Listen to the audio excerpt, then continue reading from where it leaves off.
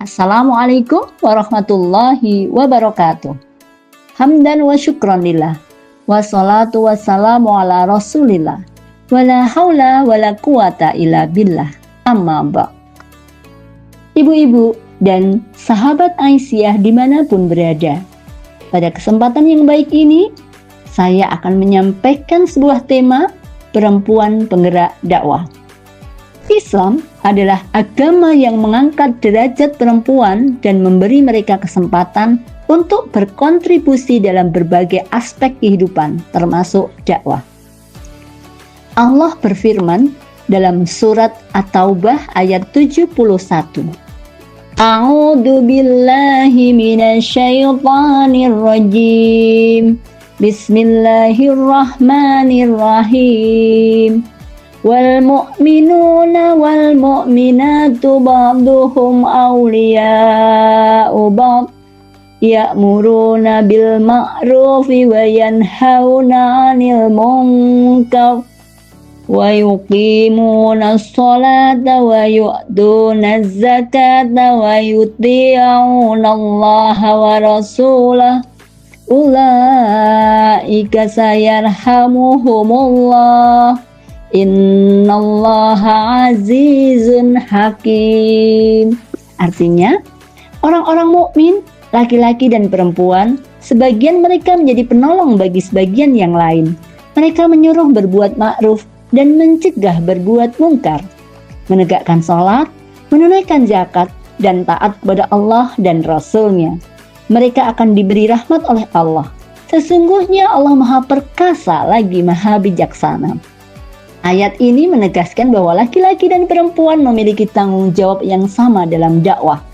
Perempuan bukan hanya penerima ilmu, tetapi juga penyebar ilmu dan pelaku kebaikan. Jika kita melihat sejarah Islam, kita akan menemukan banyak perempuan yang berperan besar dalam dakwah dan perjuangan Islam.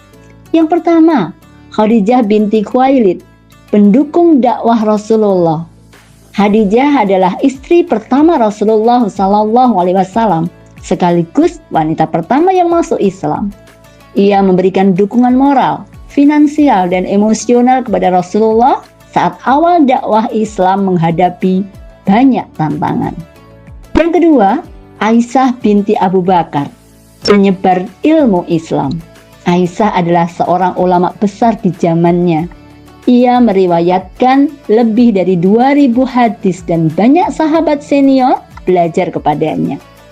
Ilmunya menjadi salah satu sumber utama dalam memahami ajaran Islam. Yang ketiga, Asma binti Abu Bakar, pejuang dan pendukung hijrah. Saat Rasulullah dan Abu Bakar hijrah ke Madinah, Asma berperan penting dalam menyediakan makanan dan informasi dengan penuh keberanian. Ia menunjukkan bahwa perempuan juga bisa berperan dalam jihad dan perjuangan Islam.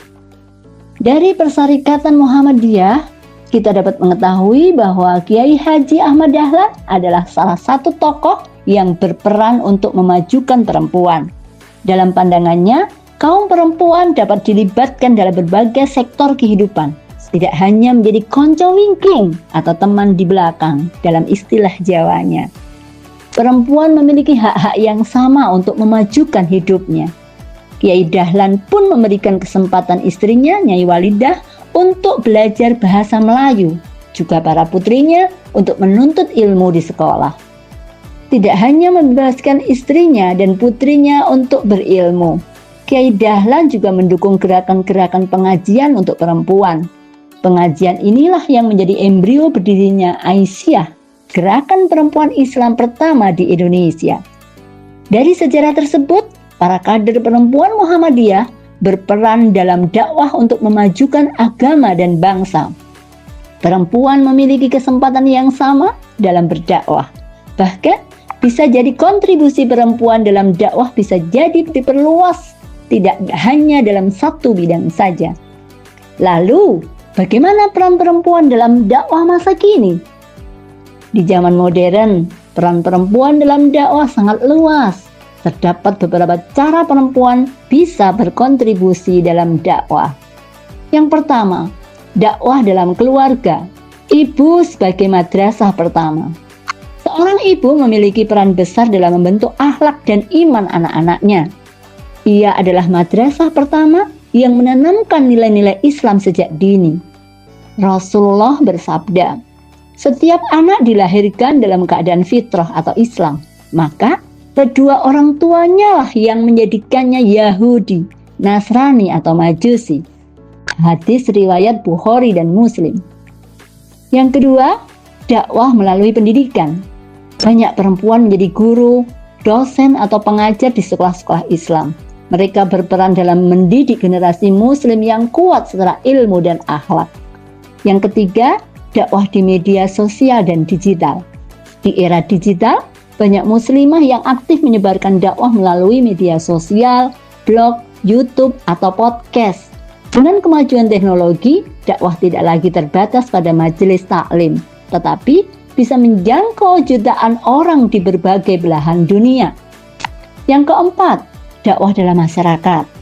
Perempuan juga bisa berdakwah dengan menjadi aktivis sosial, aktivis organisasi, membangun komunitas muslimah, atau mendukung kegiatan kemanusiaan.